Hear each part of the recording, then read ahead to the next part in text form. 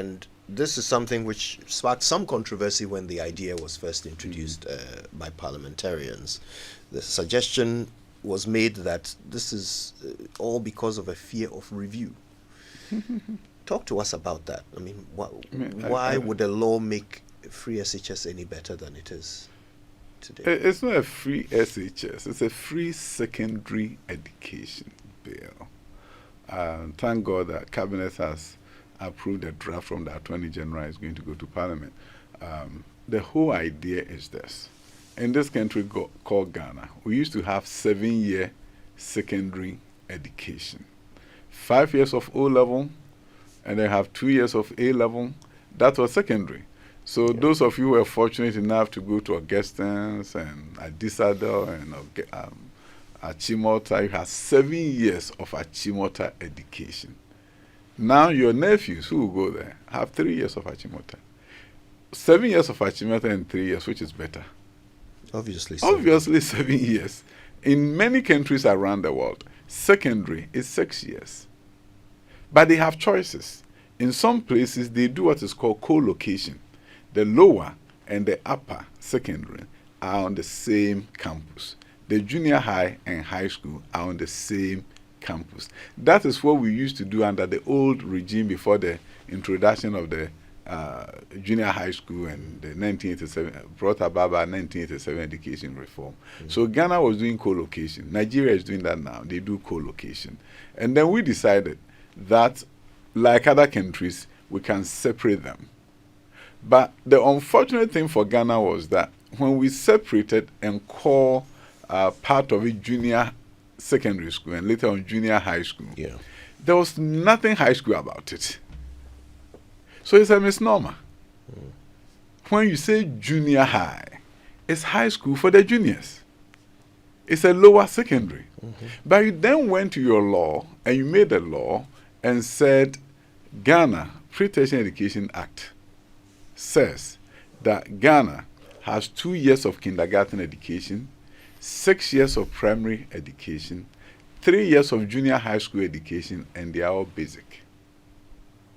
The moment you said it was basic, there was no need to give a secondary look and feel, secondary facilities, no. So we pushed all these schools into the old dilapidated middle school buildings. And by the way, middle schools were part of elementary and not secondary. So we shifted part of our secondary, call it junior high, call it junior secondary, but put them in old dilapidated middle school buildings. And we never look back. So if your child doesn't go to a private junior high school with some adequate facilities, you're actually in elementary school. Schools that are falling apart, dilapidated, but we call them junior high school. So the issue we have is this. If it's junior high, why are you saying it's not part of your high school system? If it's junior high, why is it not part of your secondary system? Giving us a 3-year secondary regime in our country. And I don't know of many countries in the world where high school is 3 years. It's 6 years, but you can do co-location or you can do separate but equal. So when you have the junior high school by itself, it should have similar facilities as the high school. So the free secondary education bill is about making sure that junior high is part of secondary. It doesn't mean you are moving it onto a secondary campus, but wherever it finds itself, it should have similar facilities, have similar opportunities for teaching as secondary, so that we can at least, if we've lost 7 years, we can get 6 years back. Okay, but I mean, now that you've talked about, the bill having been approved by Parliament, by Cabinet. Previously, I'm sure you may have heard of teacher unions saying they've not been consulted on anything. Did we do those consultations? I've met with teacher unions. I've told them that, you see, before I get a green light from Cabinet, right?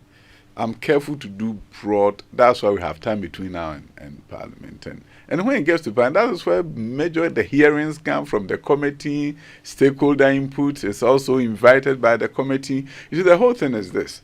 I have to make sure that I have guidelines to operate within before I tell a union leader that is what we're doing. What about if the president tells me that that is not what I want to do? So you have to seek that kind of level of permission, at least at the draft. But I've met with them, and we had this conversation. I told them I'll get back to them. So I'm going to be meeting with them and let them know that this is not to hurt our education system. If anything, if you go and look at the model junior high school at many of our towns, including Jabin in Ashanti region, and you look at the facility, look at where children are going to move from. Old, run-down school buildings, been there for 90 years, 80 years, no electricity, nothing, and you're talking about 21st century, and we are just saying that let's move from these buildings into a better place where the junior high school will have biology, chemistry, physics lab, STEM lab, and in case it's in a remote location, I can give it a mobile lab so that they can do similar activities at that school that has a physical lab. But just in case I can give you a mobile lab now, let me do virtual lab. In your computer lab, you are going to be able to do science experiments as if you were in a wet lab. I don't think anybody will say, why are we doing this? But if they don't know, then it's going to be the misconceptions. And so yes, we believe that secondary education in all its forms, as stipulated by the Constitution, should be provided. So whether it's TVET, whether it's a grammar school, you should do that. And the whole idea is to live true to the spirit of the Constitution, and also to ensure that if you are doing it, it shouldn't be two Ghanas that happen to be rich. My child will have quality junior secondary education or junior high education. And I've so happened to come from a disadvantaged community, then I'm doing my junior high school education in a place where I will never see a science lab. I will never touch anything for robotics. I'll never have any idea whatsoever until I get into the senior high school. So I'm 3 years behind. So we are going to see, once this law is passed, we're going to see more junior highs also sort of attached to the boarding system. That Oh, no, there's no boarding component. Okay. Junior high schools are 100% day, no Right. boarding. That's why we are saying that in remote communities, you provide a mobile lab. The whole idea is that wherever the students find themselves, they should not be disadvantaged by virtue of their location. So junior high is 100% day environment, but you are upgrading their infrastructure, you are upgrading the equipment and tools, and when you cannot do wet lab, as we call it, can they get their mobile lab so that they can also participate at the same level as somebody who happens to be in a town?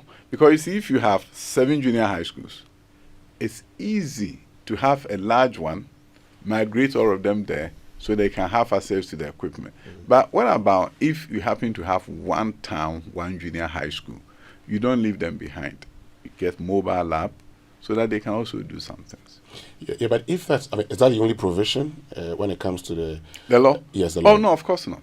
Yeah, because stretching from here, then by virtue of the fact that your terminal certificate is no longer junior high, if you go to the villages, like where I'm the member of parliament, you will say, "Mr. Maybe school." Or Cousin Maybe school, it's a junior high.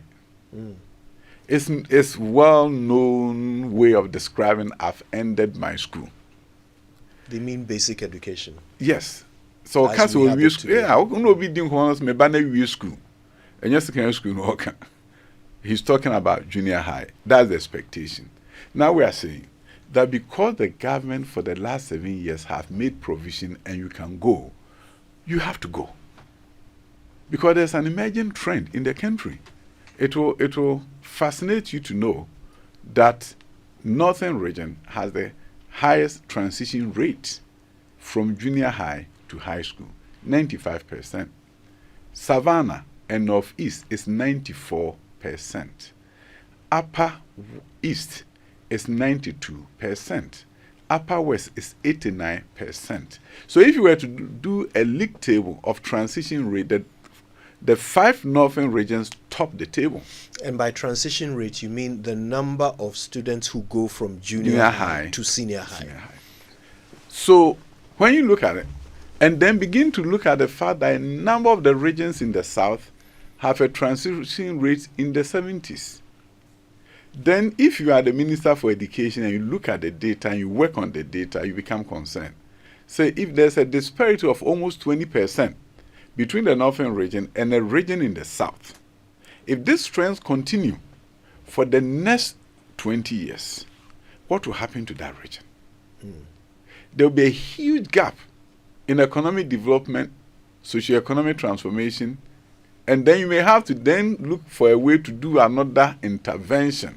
So why do you allow it to fester and continue and then you do nothing?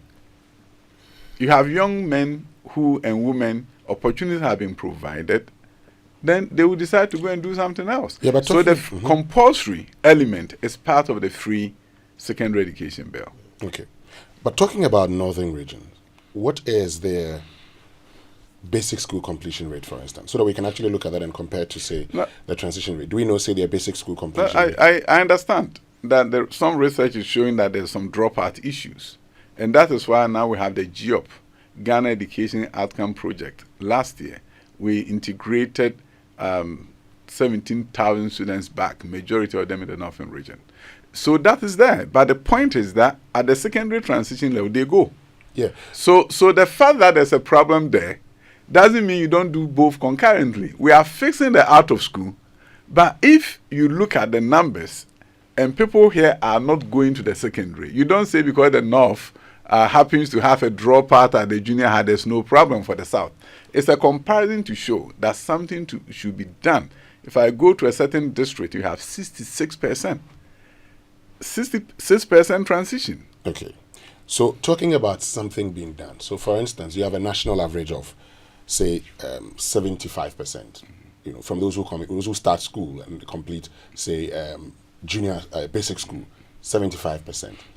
In the northern region that you talk about, the research will indicate that 3 out of 10 who started would complete junior high school. But of course, from there, 95 would move to senior high school. See, your research, let me tell you, there's something that's missing out of that research. The research is not looking at transiency. All that the research is saying that we went to this school and 3 out of this went. As to where they went to, the research is not telling, because you don't have a student information system, national level, that tracks to see that student went to Kintampo. But you are taking that as a dropout. Great. The question is, how are you ensuring also that beyond the transition from junior high to senior high, those who start education are also able to complete first the basic school before they transition to I've already told you, we're doing GEOP. Children who are out of school are now being educated to be mainstream. Last, just 17,000 went back. So it's not an either-or proposition, it's both. Right. We are doing both. Yeah, what does the new bill say about funding for pre-tertiary education? From the same sources, it's budgeting and getting finance approved. The new source, the new bill is not saying it has to come from here. You can't tie the hands of finance. So the new bill is not going to talk about you have to use this. The same appropriation strategy that have been employed the last 7 years, I will do that. Have we not picked any lessons from the last 7 years? Have no new, fresh ideas for funding been proposed? I mean, where I sit and where you sit, sometimes I hear some things and I don't understand.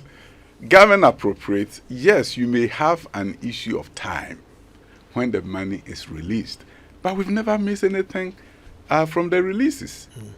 So the idea, I'm the Minister for Education, finance allocates in the budget, the amount comes. Yes, lateness sometimes make the work difficult because people supply things, they have to be paid in a timely fashion. So you can have those issues. But other than that, appropriation and releases at the end, it may delay, it comes, we do the work. Right. Does it say it will still be fully funded by government, or will there be some? It's free. Right. Free. It tells you free secondary education. And that's all of it, including the boarding component, everything. Just by way of clarification, so in 2023, the Ministry of... I'm so sorry, just before your question. This will be entrenched in this law. Yeah, it's called free secondary education. So the law will say that government must fund it. Part no of the matter title says free. Okay. So you're saying every student that goes to a public secondary school will be funded by government, or you're adding private to it? Why is that private and public is free? Why are you talking about private? I'm just asking whether you... No, I mean, how do you do that? Okay. How do you take public funds and put it into private? I don't know how you do that. Well, I mean, you have these schools that you created in the United States. There's a term for them. Private schools where the government... Charter schools. Charter schools, yes. See, So charter schools were created. It was an American invention of sorts. When they did a nation at risk, and America saw that they were falling behind Russia, everybody was scrambling to find a way. Then they saw urban schools lagging behind suburban schools. They saw poor neighborhood schools lagging behind those in the rich neighborhoods. Because in the rich neighborhoods, the community, they have foundations and others. They don't pay anything. They are in public schools in the U.S., students don't pay anything. But what the government did at the point was to look at ways where they can help the schools in the deprived communities. And they realized that another way of helping was to give opportunity for individuals who were driven with entrepreneurial skills from education space to come in and develop schools. And that is why I got the opportunity to develop those schools. So it was to solve underperformance challenge in the inner city.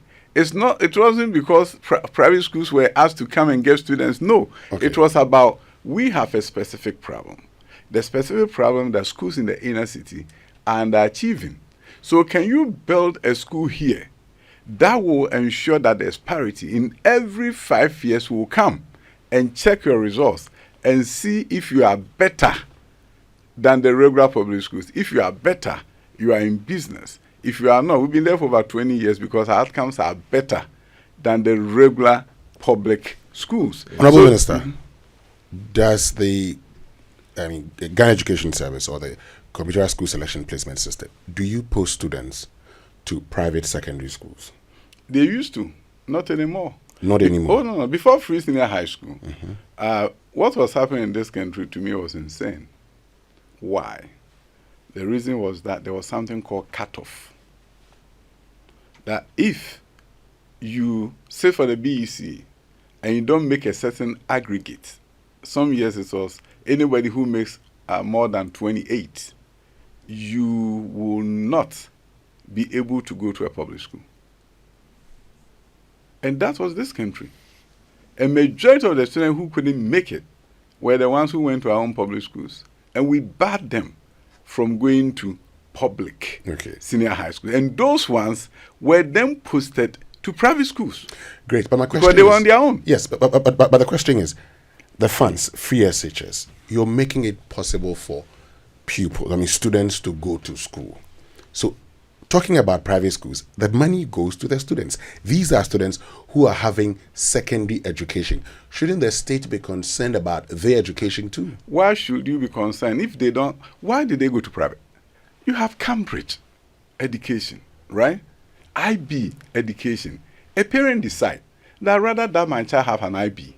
Why should the government go and fight somebody who says... So I'm not talking about those private schools. Which private schools are you talking about? Private secondary schools. Why? Running the WASI system. And let me tell you, if you're a parent, what is the reason why you want your child to be in that school?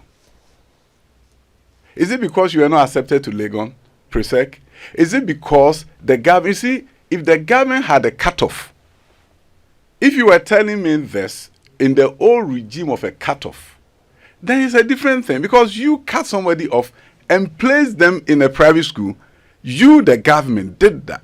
So if you are making a case that if you have placed that child in a private school, then why are you not funding? It's a different story. People have a choice. You have public schools and they are available. Every student who goes to a public junior high school and a private junior high school who takes the BEC is placed. So if you want to go to private, it's a choice that you've made. Honorable Minister, you are aware that some people at the end of the placement, even at the end of self-placement, have schools that are very far away from them, and sometimes day schools which they cannot go to. So we do change it for them all. That's why the NASFOR is there. Yeah, but if you have a case of a student who has been sent to a day school somewhere, we move them all the time. You move them all the time, but I mean, is that policy such that if I walk up to you today, I can be moved to a school close to me? If that is not possible, and I decide to send my child to a school close to me, Article 17.2 says no person shall be discriminated against when it comes to education based on social or economic status.